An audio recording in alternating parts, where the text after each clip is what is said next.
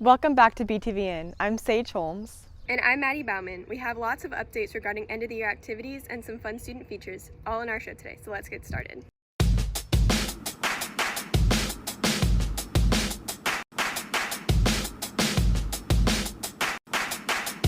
This year, the Senior Art Show is online. The virtual show went live on Monday morning, and art is still available for purchase. Check it out at the link on the screen to support our seniors. All end-of-the-year activities have been rescheduled for early August. August 9th is the Junior-Senior Breakfast along with Baccalaureate, and commencement is August 10th. Honors and awards will be held virtually, with each recipient receiving a personalized video. Let's check out this video from Caroline Cuchinall to see what she's been up to over this break. Over quarantine, I've been learning how to play the ukulele. I've had my ukulele for a while, but I've never been very consistent with practice.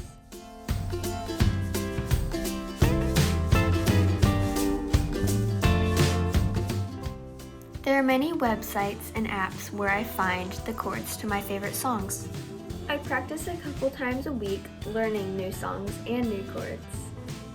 For the harder songs, I will go on YouTube and watch tutorials for further explanation on how to play them. Normally when I learn a new song, I will record myself singing, playing the ukulele, and then put those two pieces together in GarageBand. Then I open up the computer, open GarageBand, and start editing my pieces together. If I feel it is needed, I will add some harmonies and extra background music. After that, I'm done, and then I repeat the whole process all over again.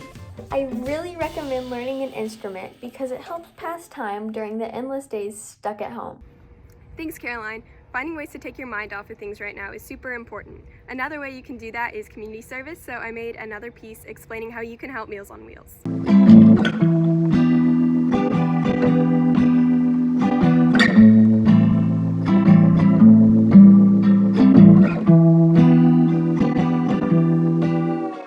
Hello Barstow. Today I'm going to be talking about Meals on Wheels and why you should volunteer for them even though you can't volunteer for them at home. If you don't know what Meals on Wheels is, it's an organization that helps elderly who are either food insecure or don't have the capabilities to go out and buy groceries or food. It gives them hot meals so that they can get the nutrition they need. There are currently about 9.5 million elders who are in need of Meals on Wheels. 7.1 of them live beneath the poverty line.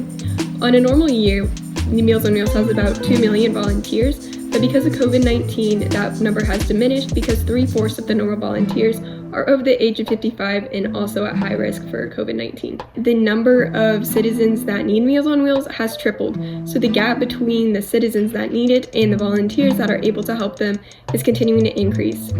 Meals on Wheels is now asking a lot of high school and college level students to step up and help volunteer. The protocol for Meals on Wheels has obviously changed a little bit to ensure the safety of the volunteers, the workers, and the elderly who are accepting the meals. The first is when you show up to your predetermined location. To receive the meals, a worker will deliver the meals to your car and they will be wearing masks and gloves so that you do not have to come in contact with them. You will be given a route that has about 6 recipients that you will go and drop the meals off at. Before COVID-19, you would usually be able to go and talk to them, have a conversation with them because many of them live alone. I remember one time I had a conversation with this lady's parrot for at least 30 minutes. You're not going to be able to do that now. You're going to leave the meals at their door, take about 6 steps back at least, or even go back to your car, make sure they receive the meal, and then go on your way to your next destination. It takes about an hour to an hour and a half to complete your route. Then you'll go back to the location that you started at, drop off the bags, and be done. Another side note is that they would typically give meals to the elderly once a day. They've now changed it to once a week, giving them frozen meals to last them a week so that they don't have to come in contact with as many people to keep them safe. If you have any other questions or are interested in volunteering, you can go to their site. They have a lot of research on the numbers and how their protocol has changed. If you are interested in volunteering, you can send them an email and a representative will get back to you immediately. They need volunteers so bad, so if you have the capability to go out and help this amazing organization, I would highly recommend it.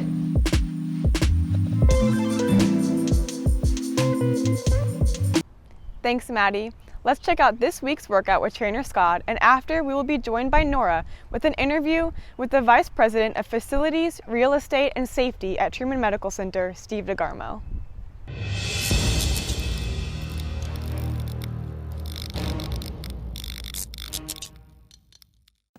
Hello Barstow. Today we're going to focus on our abs.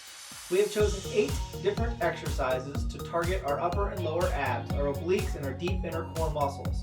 We will perform 4 different exercises for 30 seconds each, take a 30-second rest and stretch break, then perform 4 different exercises for 30 seconds each, followed by another 30-second break and stretch. If you repeat this series of 8 exercises 2 times, it makes for the perfect 10-minute complete ab workout. Let's go ahead and get started.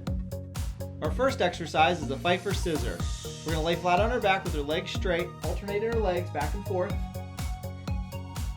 A nice, slow, steady pace for 30 seconds.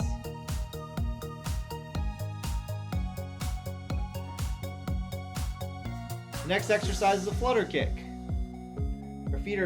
Legs are straight, feet are about 6 to 8 inches off the ground.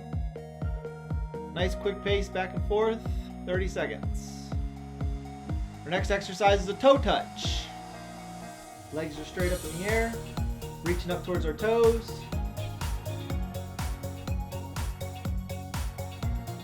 And a crunch.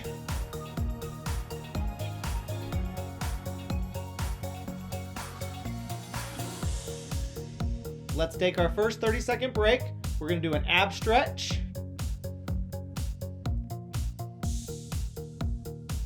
We're going to hold that for 15 seconds, then go right into a child's pose for a total of 30 seconds. For our next set of 4 exercises, we're going to start with the Russian twist. We're going to be in a V-sit position, legs off the ground. You're going to rotate from side to side for 30 seconds. Next exercise is the mountain climber.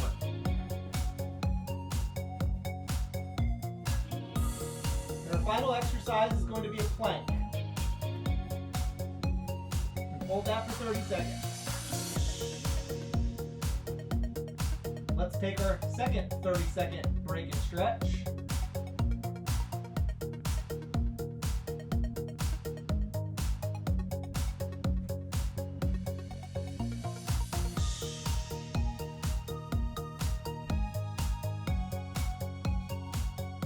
If you complete the series of 8 exercises twice, you'll get a complete 10-minute ab workout. Thanks again for joining us on BTVN. I am the Vice President of Facilities, Real Estate, and Safety. And what I am responsible for is basically all of the buildings, the property, and all of the safety, emergency, and disaster preparedness. Could you tell me, how has COVID changed your normal responsibilities and routines? It's been interesting. It's been like nothing else we've ever seen. We spent a lot of time getting prepared early on. So it has been a lot of long days. We activated what we call our Incident Command Center 6 weeks ago. We have that staffed 24/7, and so it's a group of people that look at the situations and mobilize resources and get people where they're needed at the time. So it's been a big change lately. Have you had to undergo anything personally that changes your regular workday? Yes.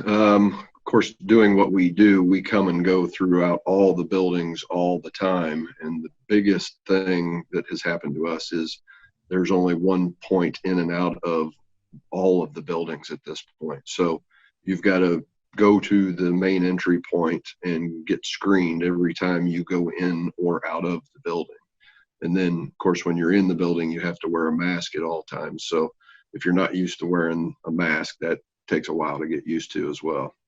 What are the biggest physical changes that have occurred at Truman? Probably related to the testing. We actually went out and bought glorified sheds early on. Everybody else was doing tents, and here in the Midwest, the weather is not reliable. So we decided to go with physical building structures. So we built those out for the drive-up testing, and then we actually have a trailer complex that we take people that are more seriously ill into for treatments before we ever take them inside the hospital. So a lot of what we have done is try to keep everybody out of the hospital until we know exactly what it is they have. What knowledge or fact have you learned as a result of this pandemic? A lot. There is a lot to be said about planning in advance. And